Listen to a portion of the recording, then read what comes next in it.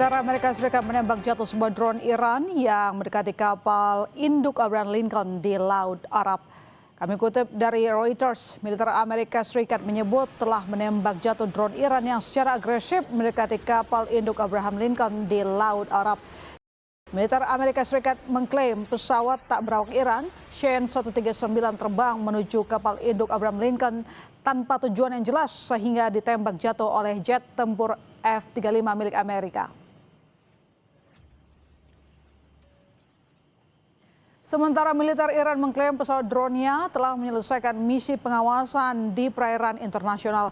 Kami kutip dari media Iran, Angkatan Bersenjata Iran menyebut pesawat drone-nya telah berhasil memantau pergerakan militer di daerah yang berbatasan dengan Iran dan mengirimkan data ke pangkalan darat secara langsung. Kemarin kapal perang Iran juga mendekati sebuah kapal tanker berbendera Amerika Serikat di Selat Hormuz.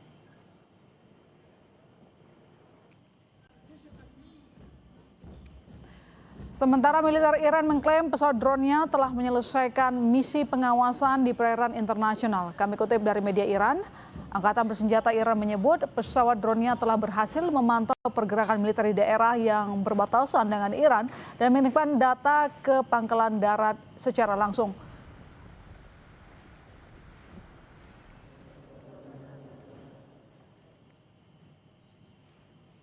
Timnas Futsal Indonesia untuk pertama kalinya menembus semifinal Piala Asia Futsal 2026.